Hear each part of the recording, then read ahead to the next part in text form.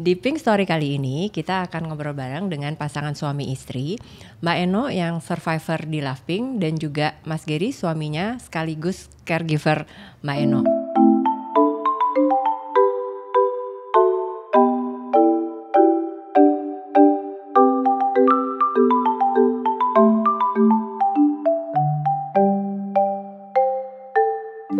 Jadi topik kali ini lebih akan banyak melihat dari sisi Mas Gary selaku suami, sekaligus kan ada Mbak Eno juga ya, nanti kita akan dengar sama-sama bagaimana mereka bersama mengejar harapan meskipun kanker hadir di tengah pasangan muda ini. Mbak Eno, Mas Gary, selamat datang di Pink Story, thank you udah datang. Terus tapi aku penasaran deh, gimana sih kalian dulu waktu awal naksir-naksir, siapa yang naksir duluan? Karena dari tadi nice banget berdua dari datang, jadi penasaran pengen tahu gimana tuh siapa yang naksir duluan waktu itu? Yang naksir duluan ya, mungkin awal mulanya ya kalau pertama kali bertemu sama istri saya waktu itu sekitar tahun 2008. Okay. Nah saat itu tuh ada acara bedah buku ya, lagi-lagi yang nggak jauh dari profesi saya gitu ya sebagai pustakawan. Nah saat ada bedah buku itu istri saya juga datang. Nah kebetulan si penulis bukunya ini kami kenal dekat. Nah disitulah pertama kali kita bertemu ya. Nah cuman kalau istri beda lagi nih pertama ketemu dengan saya. Beda versi ya. Oh beda versi. Tapi yang ditemuin sama kan orangnya? Sama. Tapi 2008 aku mah 2007 gitu okay. Karena dulu volunteer di satu LSM lingkungan. Aku volunteer, Mas Gary itu kerja di LSM tersebut. Jadi sebenarnya aku sih ketemu Mas Gary itu di 2007 ngelihatnya, tapi dia kayaknya nggak. Oh, jadi dari 2007 kamu udah ser. Enggak, gara-gara semua orang tuh baik sama aku, maksudnya senyum gitu ya. Kalau dia tuh lewat aja gitu. Jadi makanya ini challenging, suka challenge. Jadi nggak tahu siapa duluan yang naksir. Oke. Terus kan kalian tuh sekarang hobi banget lari ya. Aku lihat kan di sosial medianya sering banget foto lari berdua. Itu gimana mulainya waktu itu? Mulainya kan siapa yang sebelumnya sih saya lebih dulu yang suka lari ya, jauh sebelum istri terdiagnosa kanker. Nah beberapa kali saya ikut tes, lalu istri juga ikut kan, nah ikut sama anak-anak. Lalu lama-kelamaan istri kok jadi pengen nih, seru deh kayaknya. Jadi ikut juga ya? Nah pas tahun 2003 ya kalau tidak salah. 2023. Nah itu ikutlah istri sama anak yang kids ya, yang family run ya, jaraknya 2,5 K. Nah dari situ pertama kali ikut race istri dan saya juga ikut. Nah sejak itulah istri jadi keranjingan lari, ikut race. Jadi kalau ada event race gitu kan, ikut dong gitu. Jadi ya sampai sekarang. Jangan jadi penonton aja ya. Nah nanti soal hobi ini nanti kita bahas belakangan ya. Tapi pengen tahu dulu nih waktu ini cerita-cerita waktu awal didiagnosis gitu ya. Waktu mendengar kata kanker, apa yang kemudian Mbak No dan Mas Gary lakukan? Artinya bukan dari segi medisnya ya, tapi lebih sebagai pasangan. Waktu pertama kali dengar kata kanker, gitu ya, waktu Mbak No didiagnosis, apa yang kemudian dilakukan sebagai pasangan, bukan dari aspek medisnya ya?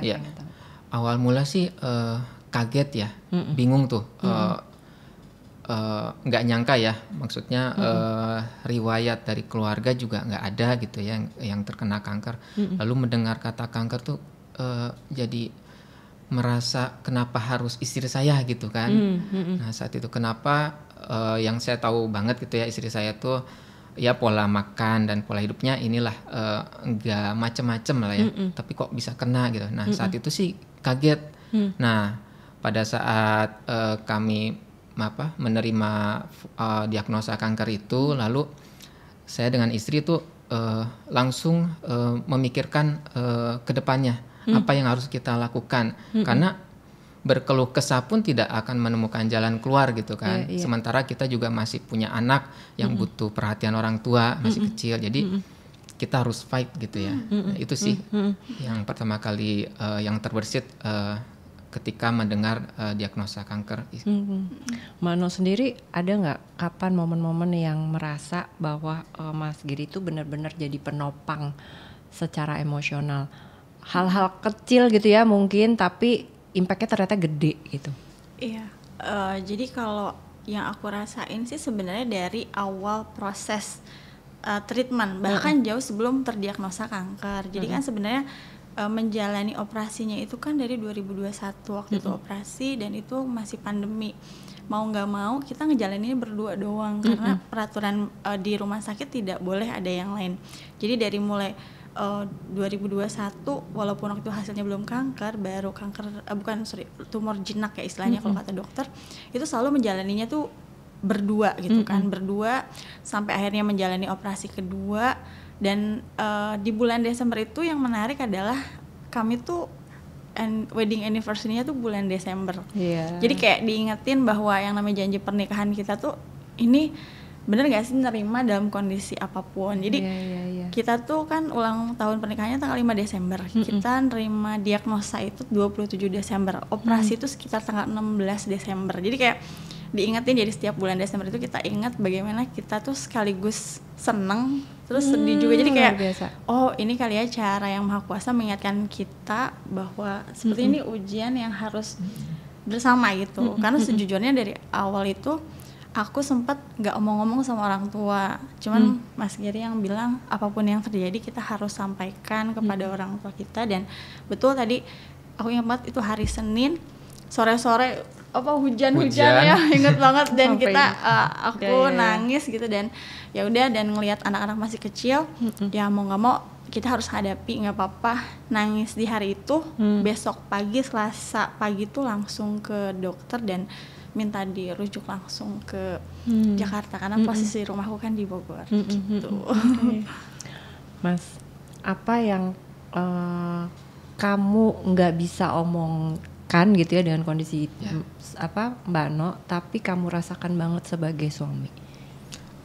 Yang saya tidak ceritakan ya saat itu, ya pasti terbersit sanggup nggak ya menjalani ini dengan kondisi istri yang sekarang berbeda dari yang sebelumnya ya, karena terdiagnosa kanker. Ibarat kedua kaki gitu ya, kaki satu itu normal, kaki yang satu itu sakit, jadi jalan pun akan terpincang-pincang gitu ya. Nah saya menganalogikan itu, jadi saat itu saya menyembunyikan perasaan itu, dan saya harus menampakkan sikap dan sifat yang optimis ya kepada istri, karena kalau saya drop, istri akan berkali-kali lipat akan merasa drop juga gitu. Jadi sebisa mungkin saya menunjukkan semangat ya di depan istri untuk kebaikan kita gitu. Gak mudah banget karena double waktu itu kan pandemi ya. Pas pandemi jadi benar-benar cuma berdua. Nah, Mbak No dan Mas Giri menemukan gak sih pola komunikasi di momen itu tuh gimana yang mungkin jadi menyatukan gitu kan, dan tanpa ada pressure mungkin gitu? Ada nggak menemukan satu pola komunikasi tertentu nggak di momen itu? Pola komunikasinya karena justru ketika pandemi kita justru lebih banyak waktu di rumah berdua gitu kan. Semua pekerjaan juga di rumah, dan kita bukan cuma sekedar dapat vonis kanker. Aku ya itu Desember, Januari itu kami sekeluarga tuh kena COVID, dan COVID-nya tuh bergejala di kami berdua sama di anak sama gitu. Anak-anak juga. Jadi itu benar-benar double kita ngerasa waduh luar biasa nih gitu. Tapi dengan kita sering ketemu di rumah, jadi justru nemuin polanya sih, walaupun awalnya masih beradaptasi ya, tapi secara pelan-pelan mulai tahu lah yang menemukan polanya seperti apa gitu. Ya, intinya sih seiring berjalan waktu kita juga sudah saling mengenal satu sama lain ya sebagai pasangan. Ya kalau saya sih terbuka aja, apa yang dirasakan cerita aja gitu. Sekalipun itu dirasa nggak enak, ceritain aja, karena kalau disembunyiin juga nanti ujung-ujungnya kan kepada pasangan juga kan minta tolongnya atau ke keluarga gitu. Jadi saya sih selalu menekankan kepada istri saya ya terbuka aja, apa yang dirasa, apa yang diinginkan utarakan aja gitu. Nah meskipun udah dengan kondisi begini gitu, tapi kan ini kita intens banget pada saat itu ya. Pernah nggak marahan atau lelah banget, capek banget di kondisi waktu treatment gitu ya? Terus gimana tuh waktu itu? Terus gimana connect baliknya, gimana? Pasti ya yang namanya apalagi mendampingi istri ya, pasti ada titik lelah gitu kan, dan kadang kalau kita sedang lelah, apa ya, hal kecil pun membuat kita emosi gitu ya. Nah misalkan suatu ketika saya pernah gitu kan menjemput istri saya dari rumah sakit ya, karena saya ada tanggung jawab di kantor gitu kan, jadi saya agak telat tuh kan, agak telat menjemput. Nah sementara istri karena kalau seorang perempuan itu kan kalau menyampaikan pesan itu agak bersayap ya. Kalau cowok kan to the point ya. Mau dijemput sekarang enggak gitu. Kasih kode. Ya. Banyak kode ya. Iya, banyak kode-kodenya. Sementara saya kan orangnya ya kalau udah bilang gitu ya udah kan. Iya. Nah, sementara istri ya harusnya ngerti dikit kayak ya mungkin gitu kali ya. Nah, ya hal-hal seperti itulah yang kadang bikin kita cekcok gitu ya. Cuman kita tuntasin jangan berlarut-larut gitu ya, karena ingat lagi tujuan kita apa ini. Tujuan istri untuk sembuh dan saya harus selalu support gitu. Jadi ya ketika kita lagi marahan atau lagi kesal gitu ya, ya ingat lagi tujuan awal kita gitu. Karena juga ini demi keluarga gitu. Iya, jadi itu tuh cerita lengkapnya gini Mbak Muti. Jadi hari itu ada jadwal USG. Hamin 1 sebelumnya aku habis kemo Mbak. Terus sendiri kan kemo tuh capek ya efeknya. Tapi udah nanya sih ditemenin apa enggak usah gitu. Terus tapi ternyata pas udah dijalanin itu capek karena aku harus turun naik lantai kan waktu itu. Terus seperti biasa cuman ngecek gimana, terus aku bilang capek. Nah aku pikir kalau udah capek dia datang gitu kan, enggak gitu. Jadi capek, terus akhirnya udah dijemput. Ceritanya aku berinisiatif biar nggak masuk ke rumah sakit, aku nunggu di pinggir jalan biar cepet gitu. Lama datang macet, ya aku marah ya. langsung semua berkas-berkas rumah sakit itu aku lempar ke belakang bagasi ya di belakang. Terus ya kan dia ngerasa ini udah harus izin kantor, terus tapi tetap aku jutekin sampai akhirnya sama-sama ini capek ya. Terus aku bilang ya emang aku ngerepotin terus gitu. Titiknya itu langsung ya udah kalau gitu berhenti kerja aja biar tiap hari bisa nganterin ke rumah sakit gitu. Nangis lah aku di situ. Ya udah akhirnya ya udah di mobil kita berantem. Ya udah akhirnya baikan lagi gara-gara ada satu lagu di random itu di radio gitu. Karena Mas Giri kan gak suka lagu-lagu mellow ya. Tapi di saat berantem itu dia nggak matiin tuh radionya. Jadi akhirnya kita kayak cooling down gara-gara si lagu itu. Jadi sebenarnya kita tuh nggak selalu akur gitu, nggak seperti yang orang bayangin kayaknya baik-baik aja. Nggak juga, kita dua karakternya sangat berbeda dari awal pun gitu. Nggak selalu akur tapi selalu ada momen yang kemauan sih sebenarnya ya untuk ngelihat kita mau kemana bareng nih gitu. Bener nggak sih? Gitu ya. Tapi dengan kejadian itu ya bikin kita juga jadi belajar ya dari pengalaman. Oh ya lain kali jangan gitu lah. Jadi makin kita juga lebih baik lagi gitu dalam hal komunikasi. Gitu. Selalu artinya ya ada kemauan untuk memahami satu sama lain kan, baliknya gitu ya. Karena kita tidak bisa menampik ya, yang namanya pasangan pasti kan selalu ada ya riak-riaknya ya, dan itu kan hal yang wajar sebenarnya. Karena kan kita di depan pasangan itu menjadi diri kita sendiri, nggak jaim ya. Lagi kesel ya kesel aja gitu. Tapi ya nggak apa-apa, emang harus begitu, harus jadi diri kita sendiri di depan pasangan kita. Gitu. Terus sekarang udah pintar baca kode kan? Sedikit-sedikit udah aja bisa. Tetap harus dikasih tahu ya. Oke, Mas, kalau sekarang pengen tahu nih, Mas Giri itu kan kita melihatnya dirimu tuh sebagai sosok yang care, aktif juga di Lovepink kan, bantuin di grup caregivernya Lovepink ya. Apa sih yang mendasari atau momen apa yang menggerakkan Mas Giri untuk mau aktif bantuin kami di Lovepink tuh? Awalnya sih saya tipikal orang yang nggak terbuka ya, tipikal orang yang terbuka. Cuman karena kondisi dan kenapa akhirnya saya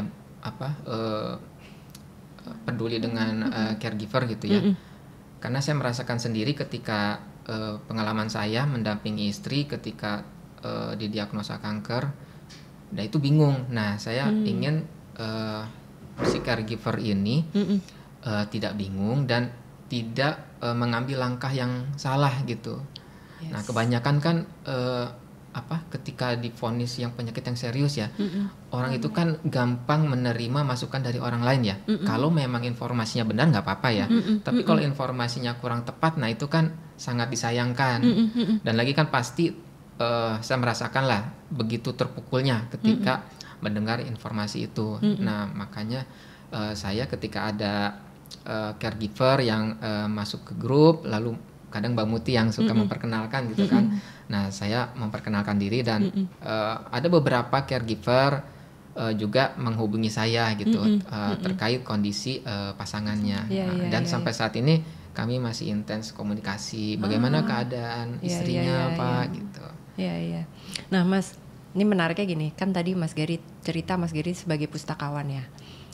Apa pelajaran besar yang Mas Gary dapat sebagai caregiver yang nggak ada tapi di buku-buku di jurnal-jurnal sebagai caregiver? Ya kadang memang kita belajar hidup itu nggak textbook ya, tidak hanya dari buku. Yang bisa saya petik pelajaran sebagai seorang caregiver itu ternyata menjadi caregiver itu harus seseorang yang kuat ya, dan sabar, dan menjadi caregiver itu untuk menunjukkan rasa sayang kita terhadap seseorang itu tidak hanya ucapan tapi dengan tindakan. Walaupun memang dirasa tidak romantis ya, tetapi itu suatu bentuk kasih sayang kita gitu terhadap orang yang kita sayangi. Jadi dari caregiver itu saya belajar banyak hal gitu. Ternyata yang saya merasa dulu saya kayaknya nggak bisa deh, ternyata bisa gitu. Jadi kita tidak bisa menyangka kalau diri kita itu punya potensi yang besar gitu. Nggak bisa apa tuh maksudnya? Misalnya tidak salah bisa satu contoh masalah gitu kan. Takut kayaknya nggak sanggup deh, berat. Ternyata setelah dijalani ternyata bisa gitu menjalani ujian ini gitu. Karena gitu cinta sih. juga ya. Karena cinta. Mano, kamu sebagai waktu menjalani terapi gitu ya, sebenarnya bentuk dukungan apa sih yang paling kamu butuhkan nih ternyata gitu ya? Mungkin dapat insight-nya apa sih ternyata dukungan yang paling kamu butuhkan dari pasangan di momen-momen itu? Iya, yang paling dibutuhkan tuh sebenarnya lebih banyak memahami kita sih, gitu. Karena termasuk memahami kode. Iya, memahami kode tadi ya. Karena kayak misalnya hal sederhana ketika kita treatment kemo gitu kan, selalu suka banyak larangan-larangan biasanya yang aku dengar dari teman-teman gitu ya. Misalnya pasangan nggak boleh makan ini, nggak boleh. Nah, untungnya Mas Gary ini tipikal yang penting aku suka silahkan, tapi yang pasti dia itu selalu validasinya dari dokter. Jadi kebetulan selalu nemenin treatment itu, hampir ditemenin semua rangkaiannya sama Mas Gary. Jadi dia juga belajar sama dokter bahwa sebenarnya nggak ada kok makanan yang dipantang gitu. Bahkan untuk hal-hal kayak makan yang ketika kemo udah makan aja mumpung lagi di kemo gitu. Jadi dia memahami aku gitu. Terus yang paling aku ingat itu adalah momen aku bisa nangis gitu, karena kalau di rumah kan nggak mungkin ada anak-anak gitu ya. Terus kalau sama orang lain juga nggak bisa. Jadi biasanya karena perjalanan dari Bogor ke Jakarta agak lumayan lama. Jauh. Terus aku bisa nangisnya di mobil. Dia nggak pernah nanya. Kan tadi dia bilang dia tuh tipenya bukan yang romantis. Jadi selama 16 tahun nikah tuh nggak ada surprise lah gitu. Jadi dia tuh kalau aku nangis dibiarin aja gitu.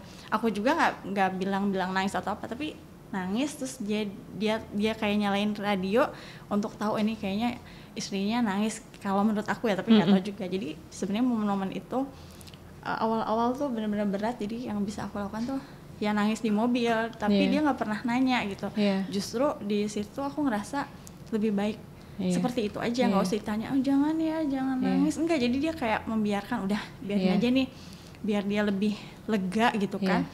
Nah itu menurutku tuh justru hal-hal yang cukup memahami kita aja, menguatkan dan selalu optimis. Karena kayak misalkan dalam perjalanan treatment kan nggak selalu mulus ya Mbak gitu. Dan di momen-momentum aku hasil dari kemo yang keempat itu ternyata nggak bagus, lalu di kemo abis kemo kelima juga ternyata ada suspek metas, itu ada momen-momen aku sebenarnya down dan sempat aku bilang udah kayaknya nggak usah terlalu abis-abisan belain aku deh gitu karena belum tentu juga aku sembuh gitu. Tapi kata Mas Gary nggak boleh gitu, kita harus tetap optimis gitu kan. Jadi ya momen-momen itu yang selalu ya itu setiap momen tuh Mas Gary ada gitu. Jadi kayak masuk ke ruang operasi tuh sebenarnya bisa total tuh 5 kali. 3 kali bedah besar, 2 kali bedah kecil. Dan itu selalu berdua dari mulai pertama sampai yang terakhir gitu. Jadi itu sih cukup support dia ada di samping, terus nggak ada yang selalu diribut, bukan nggak ngebahas yang terlalu gimana, tapi dengan ada kehadiran dan dia memahami aja itu menurutku itu penting banget sih, mendengarkan, nggak banyak kata, ternyata hadir itu cukup ya. Cukup. Oke. Gitu. Aku terharu loh. Iya. Jadi kan nih kebayang nih Mas Gary kan segitu sayangnya. Nah biasanya orang tuh kalau udah sayang all out. Ya. Terus kamu jadi pernah nggak merasa, aduh kelebihan nih jadi overprotective gitu? Pernah ngerasa gitu nggak jadinya? Iya. Malah justru protektifnya itu kayak ngingetin anak-anak kayak misalkan jangan suka bikin kesel mama gitu. Nanti pokoknya karena yang dia ingat nggak boleh stres nih istrinya gitu. Padahal nggak gitu-gitu amat sih, karena kan dalam kehidupan itu pasti halnya wajar. Jadi menurutku sih ya nggak usah terlalu protektif gitu. Terus kamu disampaikan nggak ke Mas Gary? Ya itu salah satu pelajaranku dari ketika terdiagnosa kanker. Aku jadi lebih sering ngomong. Biasanya aku tipikal yang mendem gitu karena malas ribut, orang yang nggak suka berkonflik gitu, yang akhirnya jadi terpendam kan, dan itu sebenarnya kan nggak bagus. Nah justru dari proses ini aku selalu apapun aku ceritain gitu, dan tadi waktu kita jadi lebih berkualitas karena apapun kita ceritakan. Kalau dulu mungkin kita sibuk sama rutinitas masing-masing, apalagi Mas Gary kerjanya di Jakarta, jadi kita ketemu cuma malam, itu pun sebentar, nggak pernah ngobrol. Pagi dia udah berangkat lagi, jadi justru sejak kita intens selama proses perjalanan yang cukup panjang ini, di situ kita belajar untuk bisa lebih saling terbuka sih. Oke, Mbak No nih menarik banget bahwa ternyata ada perubahan pola komunikasi ya di Mano dan Mas Gary selama ini. Nah, aku juga jadi curious penasaran, pengen nanya satu hal yang sebenarnya agak sensitif, tapi mungkin ini juga pertanyaan banyak pasangan di luar sana. Begitu kita terdiagnosis kanker, apalagi kalau kita sudah punya pasangan gitu ya, gimana soal intimacy relationship di antara pasangan, khususnya kalau Mbak Eno dan Mas Gary menyikapi hal ini gimana tuh? Nah iya, itu juga salah satu hal juga yang sebenarnya waktu itu sempat kepikiran juga, karena treatment kita ini kan panjang sekali gitu, dan ngaruh baik emosional juga fisikal juga, betul. Kan gitu. Satu sisi juga kita jadi mood swing banget, dan apalagi sejak mastek juga, kemo juga, fisik kita tuh luar biasa gitu, sampai aku sendiri juga sempat ada fase nggak mau ketemu orang. Makanya kayak blessing in disguise ketika pandemi itu kan jadi minim ya ketemu orang gitu, karena yang namanya secara fisik tuh kita diserang banget gitu. Nah tapi aku selalu sampein ke Mas Gary gitu kan, termasuk hal-hal yang pribadi ya gitu, istilah relasi suami istri, semua aku sampaikan gitu ya, untuk dikomunikasikan yang itu bisa membangun kenyamanan kita berdua sih. Pasti kita sebagai perempuan juga ada rasa percaya diri yang hilang karena secara fisik pun kita udah berbeda gitu kan. Terus juga dari sisi emosional, wah mood swingnya parah gitu, dan kita hanya bisa bersandarnya sama pasangan kita gitu kan. Jadi makanya karena dia yang merasakan, maka semua pun kita sampaikan. Ya aku tanya juga lah gitu, semua hal yang mungkin yang dia takut, ini treatment ini nanti berpengaruh nggak ya, ini apa gitu terhadap kita sebagai suami istri gitu. Sempat ditanya ke dokter maksudnya? Atau didiskusikan berdua? Didiskusikan berdua sih. Didiskusikan berdua, dan juga sebenarnya kita juga cari referensi juga ya, termasuk di Loving-nya, di grup Loving kan kita sering juga bahas jadi, ya. Suka dibahas sehingga jadi kita tahu bahwa semua tuh sebenarnya bisa tetap sama gitu ya, asal nyaman gitu ya, nyaman dan aman buat kami berdua. Jadi apapun itu, termasuk hal-hal yang tadi intimacy itu juga itu disampaikan aja. Kalau memang ya dalam kondisi sedang beres baru kemo, ya tentu kita butuh istirahat. Tapi kalau di momen-momen lain mungkin kita bisa saling harus banyak nanya juga sama pasangan kita gitu, supaya kita tahu sebenarnya apa sih yang dirasain gitu. Jadi jangan cuman caregiver memahami kita sebagai survivor atau warrior, tapi kita juga harus dengerin loh, karena menurutku tuh lebih berat jadi caregiver karena semua orang fokusnya ke kita. Semua orang ini dijagain, padahal lupa caregiver juga bisa sakit, betul, bisa sedih, bisa kadang putus asa gitu. Gitu sih.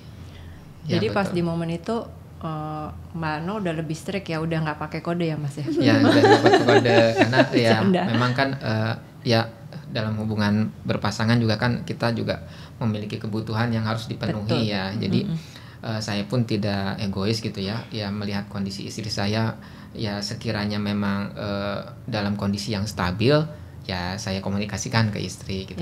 Tapi bila mana kondisi istri yang memang ya sehabis kemo, nah itu tidak mungkin lah saya juga mengerti apa yang dirasakan istri saya gitu, karena dia juga kan harus bergulat dengan penyakitnya ya, jadi saya juga harus support gitu. Jadi kuncinya diomongin dan memahami kondisi masing-masing. Pasien juga memahami kondisi caregiver, caregiver Mas Gary juga ya udah memahami juga kondisi, dan komunikasi ternyata kunci ya. Betul sekali. Semua harus dikomunikasikan, jangan silent treatment ya. Diem aja, taunya takutnya kenapa-napa gitu kan, meledak gitu semacam bom waktu. Jadi utarakan aja gitu, terbuka aja. Ya, dan selalu nanya aman, nyaman gitu kayak gitu kan. Jadi itu memang harus disampaikan. Dan tadi yang Mas Giri awal bilang bahwa pembuktian orang sayang itu bukan hanya sekedar kata-kata, tapi juga dengan perilaku gitu, dan saling memahami itu sebenarnya juga kan sebenarnya itu tanda kita menyayangi orang lain. Jadi jadi cinta itu nggak hanya diukur dari hanya aspek pemenuhan kebutuhan biologis aja, tetapi juga secara psikologisnya juga kita bisa saling mengerti gitu. Keren banget Mbak No. Nah Mbak No kan juga aktif kan di grup chat Lovepink ya, sering komentar, sering sharing gitu. Apa yang Mbak No dapat dari komunitas Lovepink gitu ya, yang mungkin nggak kamu duga gitu ya, Mbak No nggak duga, tapi ternyata berarti banget gitu buat Mbak No?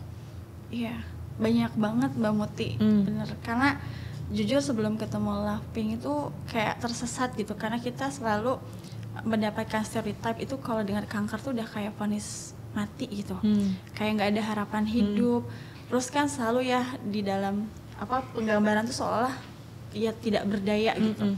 Tapi kalau di Lovepink gitu sampai Mas Gary pun suka, nih teman-teman Lovepink ya di awal-awal gitu. Dan aku ingat banget ketika kemo pertama aku masih terhuyung-huyung tuh karena bolak-balik kamar mandi.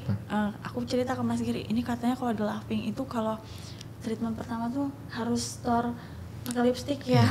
Terus dia bawain kotak makeup aku, ayo padahal aku lagi lemes banget gitu. Ya udah akhirnya diikutin terus. Tapi bener sih spiritnya itu yang menurut aku tuh ngaruh ke kita, ngaruh banget itu. Dan banyak banget pengetahuan dan contoh-contoh baik dari teman-teman Lovepink, karena aku mikir aduh kerjaku gimana gitu kan, nanti berpengaruh nggak ya sama tugas-tugas kita gitu kan.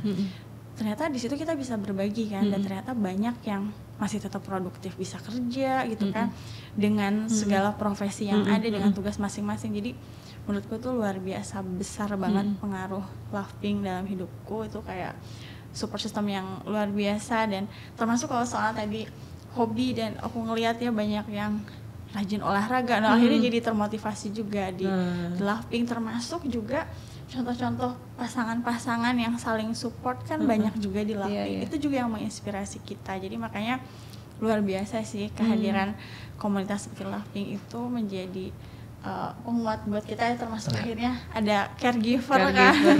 Ada caregiver, so aku juga ayo ada caregiver, maksud setidaknya Mas Gary juga ada tempat berbagi. Karena sejujurnya tadi Mas Gary itu kan orangnya tertutup ya Mbak, jadi sebenarnya hampir 2 tahun lebih ya, itu nggak ada yang tahu aku sakit di teman-temannya dia.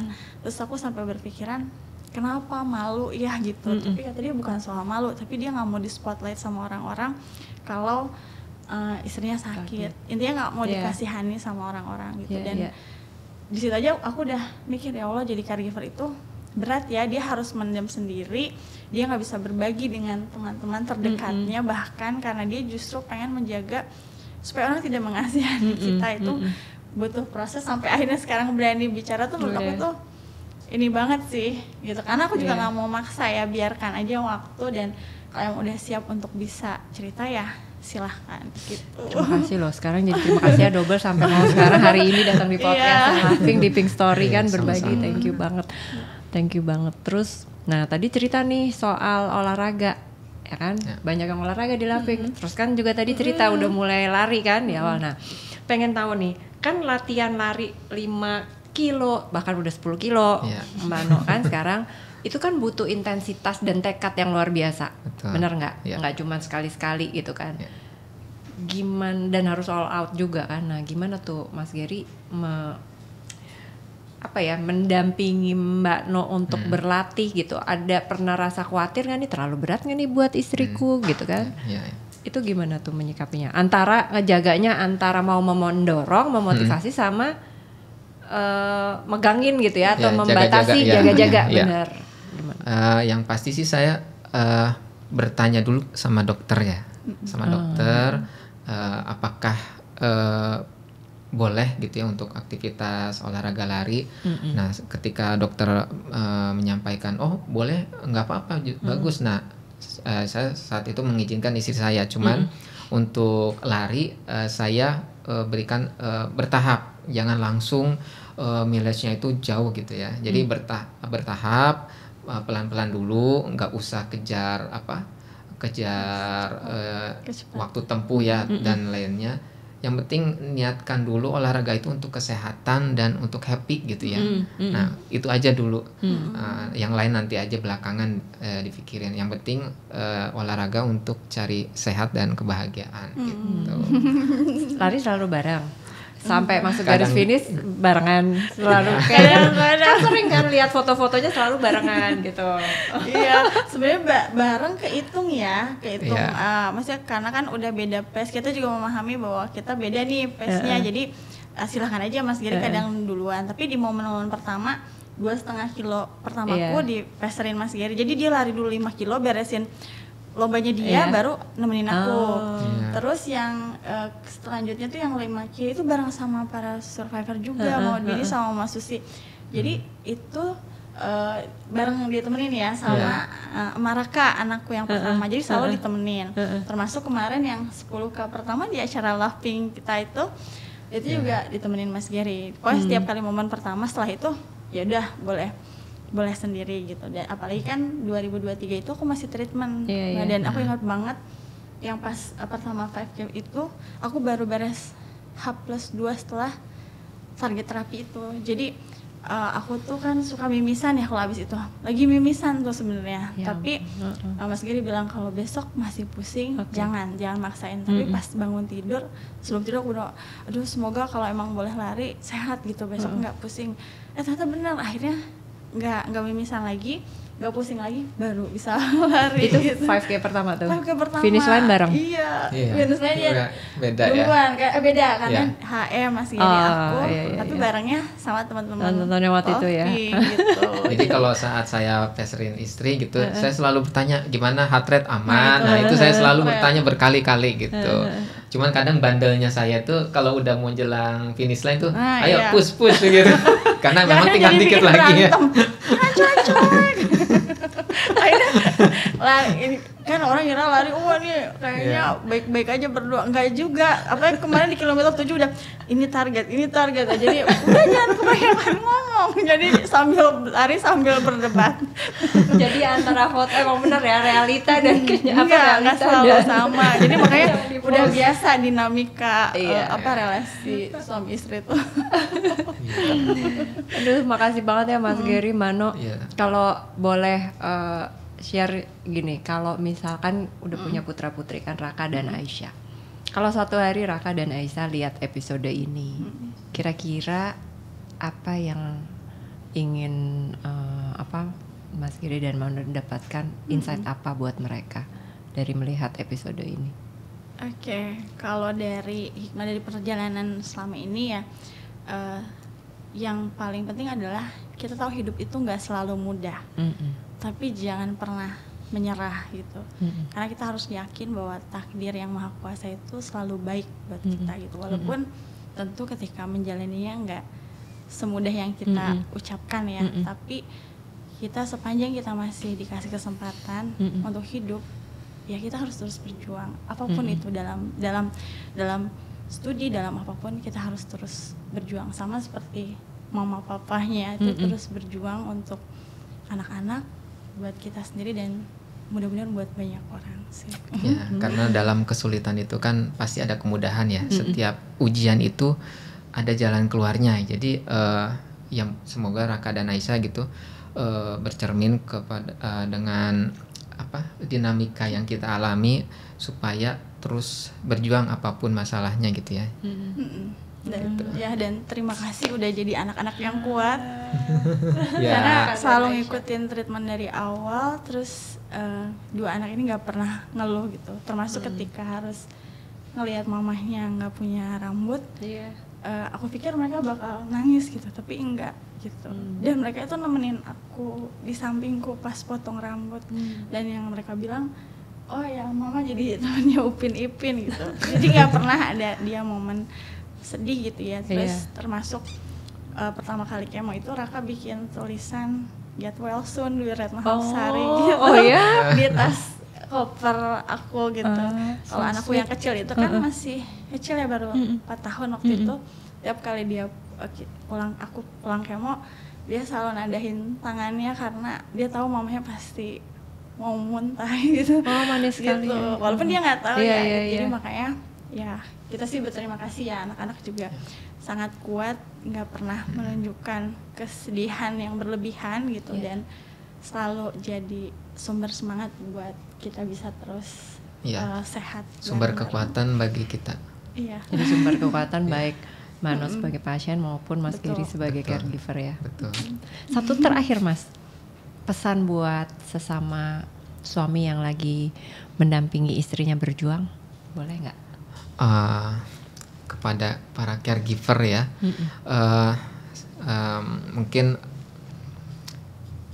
perbanyak sabar ya, dan tetap semangat, karena kita sangat dibutuhkan oleh pasangan kita ya selaku caregiver, terus membersamai pasangan kita sampai tuntas gitu, karena ini wujud kasih sayang kita, dan kita harus kerahkan semua yang kita miliki gitu.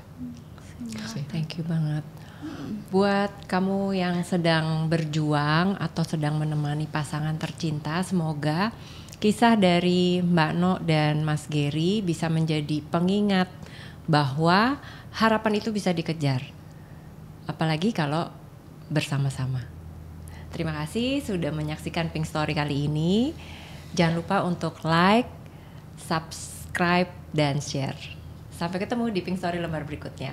Terima kasih banyak Mbak No, Mas Giri. Sama-sama Mbak Popi. Episodenya sangat mengharukan, luar biasa deh kami berdua. Itu